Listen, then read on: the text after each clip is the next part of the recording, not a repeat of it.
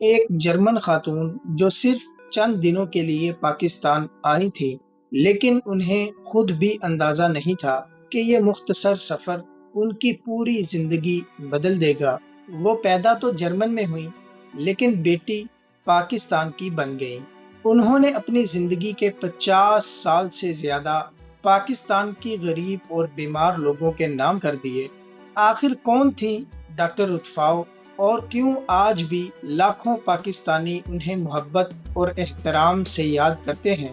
السلام علیکم دوستو، آج ہم بات کریں گے ڈاکٹر رتفاؤ کی، ایک ایسی خاتون جنہیں پاکستان کی تاریخ کی عظیم ترین انسان دوست شخصیات میں شمار کیا جاتا ہے۔ بہت سے لوگ انہیں پاکستان کی مدر ٹریسا بھی کہتے ہیں۔ انہوں نے اپنی پوری زندگی انسانیت کی خدمت کے لیے وقف کر دی۔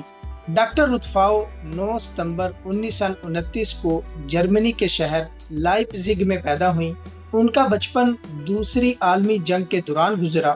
جنگ کے دنوں میں انہوں نے خوف، تباہی اور انسانی تکالیف کو بہت قریب سے دیکھا۔ شاید یہی وہ لمحات تھے جنہوں نے ان کے دل میں انسانیت کی خدمت کا جذبہ پیدا کیا۔ ڈاکٹر رتفاؤ نے ابتدائی تعلیم کے بعد میڈیکل کے شعبے کا انتخاب کیا۔ انہوں نے سخت محنت کی اور ڈاکٹر بن گئے، لیکن ان کا مقصد صرف ڈاکٹر بننا نہیں تھا، وہ لوگوں کی زندگیاں بدلنا چاہتی تھی۔ بعد ازاں انہوں نے اپنی زندگی فلاحی کاموں کے لیے وقف کرنے کا فیصلہ کیا۔ ڈاکٹر رتفاؤ پاکستان کیسے آئیں؟ سن 1960 میں ڈاکٹر رتفاؤ کو بھارت جانا تھا، لیکن راستے میں انہیں کراچی میں چند دن رکنا پڑا اور اس کی وجہ ویزا نہ ملنا بتائی جاتی ہے، اور یہی چند دن تاریخ بدلنے والے ثابت ہوئے۔ کراچی میں انہوں نے ایک ایسی چیز دیکھی جس نے انہیں اندر تک ہلا کر رکھ دیا۔ ناظرین، انہوں نے جذام کے مریضوں کی حالت دیکھی، ایسے مریض جن سے اپنے گھر والے بھی نفرت کرتے تھے اور انہیں اپنے ارد گرد بیٹھنا تو دور رہنے کی بھی اجازت نہیں ہوتی تھی۔ جذام، جسے انگریزی میں لیپروسی کہا جاتا ہے، ایک ایسی بیماری ہے جو جسم کے اعصاب، جلد، آنکھوں اور بعض اوقات سانس کی نالی کو متاثر کرتی ہے۔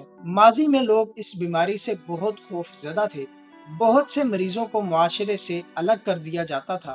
لوگ ایسے مریضوں سے ملنا بھی نہیں چاہتے تھے۔ حالانکہ آج سائنس یہ ثابت کر چکی ہے کہ جذام قابل علاج بیماری ہے اور بر وقت علاج سے مریض مکمل صحت یاب ہو سکتے ہیں، لیکن اس وقت پاکستان سمیت دنیا کے کئی حصوں میں جذام کے مریض انتہائی مشکل زندگی گزار رہے تھے، اور یہی منظر پاکستان میں دیکھا ڈاکٹر رتفاؤ نے، اور پھر وہ فیصلہ کیا جس نے تاریخ بدل دی۔ انہوں نے ایسے لوگ دیکھے جنہیں بیماری سے زیادہ معاشرے کی بے رخی نے تکلیف دی۔ انہوں نے بھارت جانے کا منصوبہ کینسل کر کے پاکستان میں رہنے کا فیصلہ کر لیا۔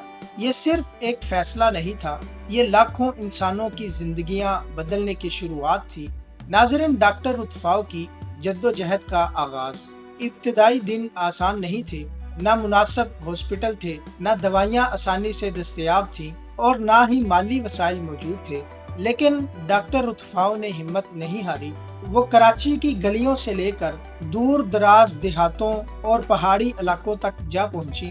وہ مریضوں کے پاس خود جاتی، ان کا علاج کرتی اور ان کی حوصلہ افزائی بھی کرتی۔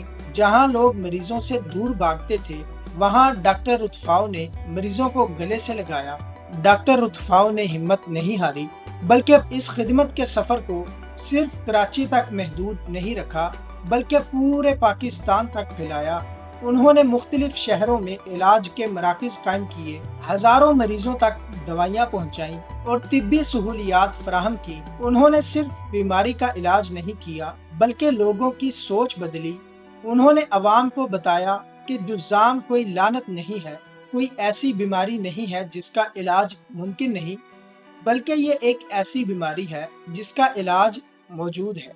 ناظرین، ڈاکٹر رتفاؤ کی عالمی سطح پر کامیابیوں کی اگر بات کی جائے، دنیا بھر نے کیا ہے، اور اسی سلسلے میں ان کو جو ایوارڈ اور جو اعزازات ملے ہیں، میں چاہوں گی ایک لمبی فہرست ہے لیکن کچھ میں بتاتی چلوں کہ ان کو 1968 میں the order of the cross Germany ملا ہے، 1969 میں ستارہ قائد اعظم ملا، 1979 میں ہلال امتیاز ملا، 1985 में the commanders cross of the merit with star Germany से मिला, और 1989 में हिलाल पाकिस्तान, 1991 में awards from Austria and US से मिले हैं एक ही साल में।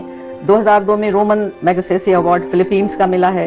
मुसलसल मेहनत के बाद नतायज सामने आने लगे।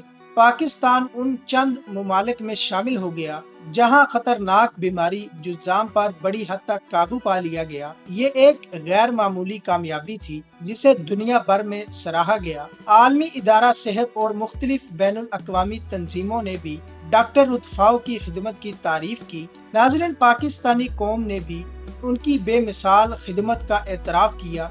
उन्हें हिलाल पाकिस्तान, हिलाल इम्तियाज और निशाने कायदे आज़म जैसे बड़े बड़े अहम एजाज़ात से नवाजा गया। ये एजाज़ सिर्फ तगमे नहीं थे बल्कि पाकिस्तानी अवाम की मोहब्बत और एहतराम की अलामत थे।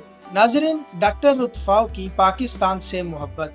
डॉक्टर रुतफ़ाओ के पास मौका था कि वो जर्मनी वापस जाकर आरामदेह जिंदगी गुजार सके, लेकिन उन्होंने पाकिस्तान को मुंतखब किया। वो अक्सर कहा करती थी कि पाकिस्तान उनका दूसरा घर है और यहाँ के लोग उनका खानदान है। यही वजह थी कि पाकिस्तानी अवाम भी उन्हें अपनी बेटी, अपनी बहन और अपना मोहसिन समझते थे। नाज़रीन, अब बात करते हैं डॉक्टर रुतफ़ाओ की वफात के बारे में। 10 अगस्त 2017 को डॉक्टर रुतफ़ाओ 87 बरस की उम्र में कराची में इंतकाल कर गयीं। उनकी वफात की खबर सुनते ही पूरे मुल्क में गम की लहर दौड़ गई। लाखों लोगों ने महसूस किया कि पाकिस्तान एक अजीम इंसान दोस्त शख्सियत से महरूम हो गया है। नाज़रीन, हुकूमत पाकिस्तान ने उन्हें सरकारी एजाज़ के साथ सपुर्दे खाक किया।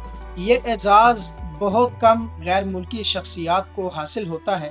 नाज़रीन, आज भी डॉक्टर रुतफ़ाओ का नाम खिदमत, मोहब्बत और इंसानियत की अलामत समझा जाता है। नाज़रीन, अगर आपको डॉक्टर रुतफ़ाओ की ज़िंदगी पर बनी ये डॉक्यूमेंट्री वीडियो पसंद आई हो तो वीडियो को लाइक कर दें, अपने दोस्तों के साथ शेयर कर दें। चैनल को अभी तक सब्सक्राइब नहीं किया तो हमारे चैनल HP डिजिटल ग्लोबल को ज़रूर सब्सक्राइब कर लें। मिलते हैं नई वीडियो में, तब तक के लिए अल्लाह हाफिज़।